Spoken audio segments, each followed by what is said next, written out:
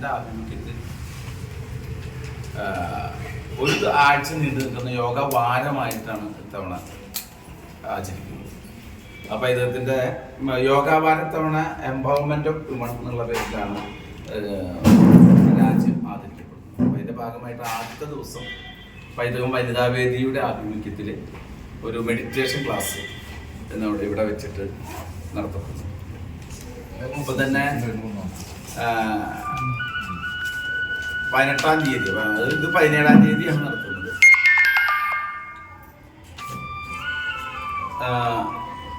18-ാം തീയതി കാലത്ത് നമ്മള് യോഗ തെറാപ്പി, അസുഖമുള്ള ആളുകൾക്കുള്ള യോഗ എന്നുള്ളത് യോഗ തെറാപ്പി സൗജന്യമായിട്ട് ഒരാഴ്ച നീണ്ടു നിൽക്കുന്ന യോഗ തെറാപ്പി നടത്തുന്നത്.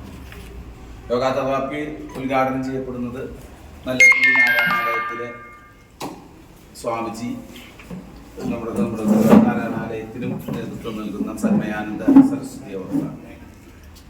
അത് കഴിഞ്ഞാൽ പിന്നെ 20-ാം തീയതി സൂര്യ നമസ്കാരം ചാലഞ്ച് നടത്തുന്നത്. സൂര്യ നമസ്കാരം ചാലഞ്ച് കൊളാടിപ്പടി സെയിം യോഗാ സെന്ററിൽ വെച്ചിട്ടാണ്. 21-ാം തീയതി യോഗാ ദിനമായ അന്ന് ശ്രീനാരായണ വിദ്യാനികേതൻ സ്കൂളിൽ വെച്ചിട്ട് 400 കുട്ടികളുടെ യോഗ ഡെമോൺസ്ട്രേഷൻ. അതിന് കൂടുതൽ കാര്യം പ്രമോദകൃഷ്ണൻ പറയും. 24-ാം തീയതി സമാപന സമ്മേളനം ശ്രീ ഗുരുവായൂരപ്പൻ ഓഡിറ്റോറിയത്തിൽ വെച്ച് നടത്തുന്നത്. അപ്പൊ ഇതിന്റെ വിശദാംശങ്ങൾ നമുക്ക് പ്രമോദകൃഷ്ണൻ, ഇതിന്റെ പൈതൃക യോഗ പഠന കേന്ദ്രത്തിന്റെ അതിന് നേതൃത്വം നൽകുന്ന പ്രമോദകൃഷ്ണൻ നമ്മളോട് വിശദീകരിക്കും. ഈ വർഷം ഗവൺമെന്റ് ഓഫ് ഇന്ത്യയുടെ തീം വന്നിട്ട് ഓരോ വർഷം യോഗാ ദിനം ഓരോ തീമിന്റെ അടിസ്ഥാനത്തിലാണ് ഉണ്ടാവുക. ഈ വർഷത്തെ തീം എന്ന് പറഞ്ഞാൽ സ്ത്രീകളുടെ ശാക്തീകരണത്തിനായിട്ട് യോഗ എങ്ങനെ പ്രയോജനകരമാക്കുക എന്നുള്ളതാണ്.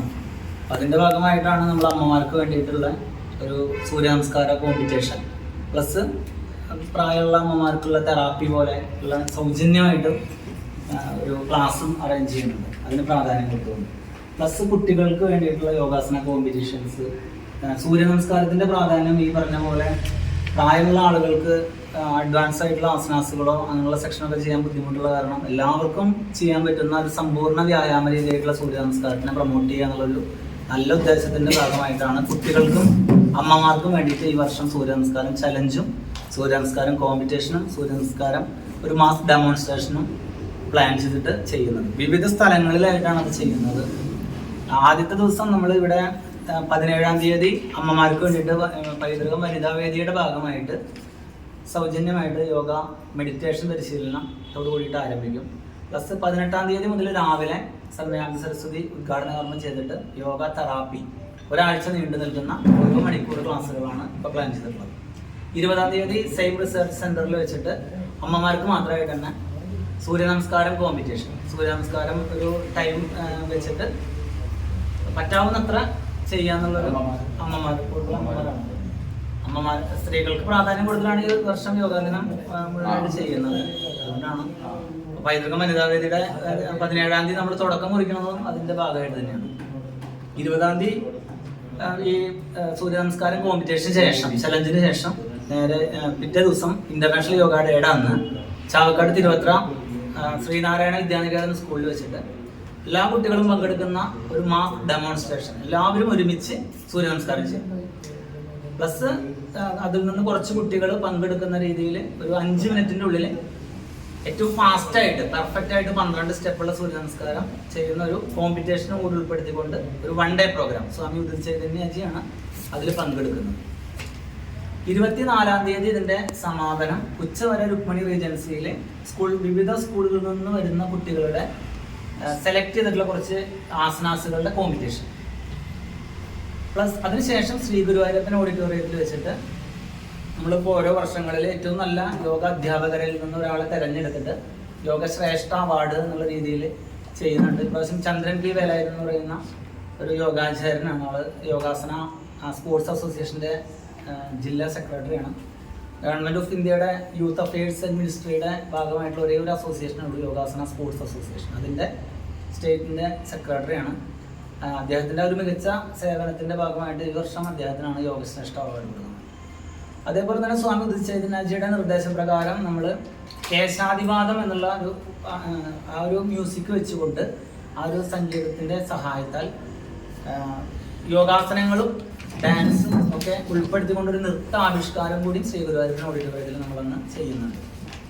അവിടെയും മാസമായിട്ട് യോഗാസന പ്രദർശനം, യോഗാസന ഡെമോൺസ്ട്രേഷൻ കൂടി ചെയ്യാൻ, അങ്ങനെ ആണ് അത് സമാപന ദിവസം പ്ലാൻ ചെയ്തിട്ടുള്ളത്.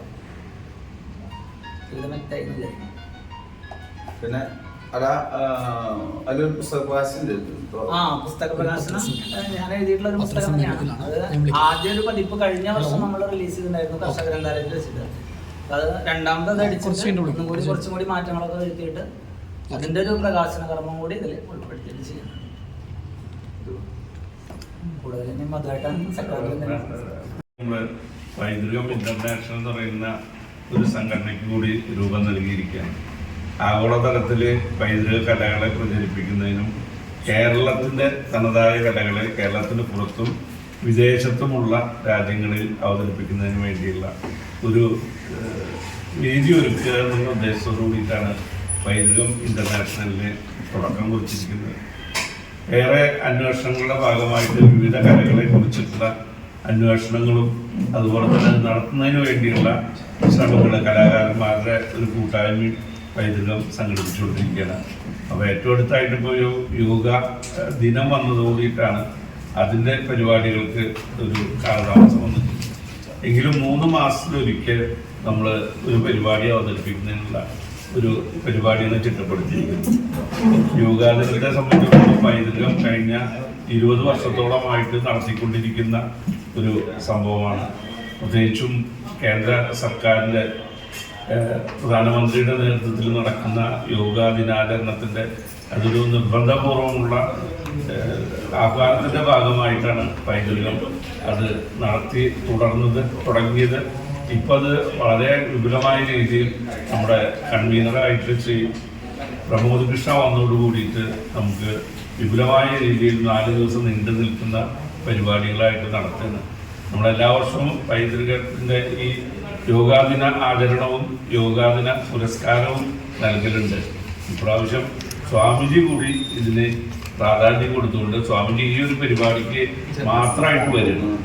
അപ്പം അത് വിദ്യാർത്ഥികളിൽ യോഗയുടെ പ്രാധാന്യം എത്തിക്കണം എന്നുള്ളതിൻ്റെ പേരിലാണ് നമ്മൾ തിരുവത്ര വിദ്യാനികേതനിൽ വെച്ചിട്ട് കുട്ടികൾക്കായിട്ടുള്ള ഒരു ഡെമോൺസ്ട്രേഷനും അവരെ കൂടി പങ്കെടുപ്പിച്ചുകൊണ്ടുള്ള ഒരു മത്സരവും സംഘടിപ്പിക്കുന്നത്. കഴിഞ്ഞ വർഷം അത് നമ്മൾ ഒരു ദിവസം നീണ്ടു നിൽക്കുന്ന പരിപാടി രുക്മിണി ഏജൻസിയിൽ 150ഓളം കുട്ടികൾ പങ്കെടുത്തിട്ടുള്ള ഒരു പരിപാടി. ആ കുട്ടികൾക്ക് അവാർഡ് കൊടുക്കുന്നത്. ഒരുപക്ഷെ യോഗ രംഗത്ത് നമ്മൾ അവാർഡ് കൊടുക്കുന്നതും അതുപോലെ തന്നെ മത്സരവും വളരെ ചുരുക്കമായിട്ടേ സംഘടിപ്പിക്കുന്നുള്ളൂ സംഘടനകൾ. അപ്പോൾ പൈതൃകത്തെ സംബന്ധിച്ചിടത്തോളം ഇന്നിപ്പോൾ ഇങ്ങനൊരു സൗകര്യം ഉണ്ട് എന്നുള്ളതുകൊണ്ട് തന്നെ നമ്മൾ അത്തരത്തിലുള്ളൊരു വേദി ഒരുക്കിയിരിക്കുകയാണ്. അപ്പോൾ അതിൻ്റെ ഭാഗമായിട്ട് 3 ദിവസം നിൽക്കുന്ന ഈ പരിപാടിയിൽ എല്ലാവരും പങ്കെടുക്കണം. വേണ്ടത്ര വാർത്താ പ്രാധാന്യം കിട്ടണം എന്നുള്ളതോടുകൂടി പറയുകയാണ്. ഈ ഒരു സാഹചര്യം യോഗിക്ക് ഏറ്റവും പ്രാധാന്യം സമൂഹം കൽപ്പിക്കുന്ന ഈ ഒരു അവസരത്തിൽ പൈതൃകത്തിന് അതിൻ്റെ ഭാഗമാകാൻ കഴിയുന്നതിൽ വളരെയധികം സന്തോഷമുണ്ട്. എന്തായാലും എല്ലാവർക്കും നന്ദി, നമസ്കാരം. ഈ പരിപാടികളിലൊക്കെ കൂടി എത്ര ആൾക്കാർ പങ്കെടുക്കണം? ടോട്ടൽ 1000 പേരുണ്ട്. സ്കൂളിൽ മാത്രം 480ഓളം പേരുണ്ട്. അവിടുത്തെ സ്കൂൾ എല്ലാവരും പങ്കെടുക്കാൻ വന്നു. ശ്രീനാരായണ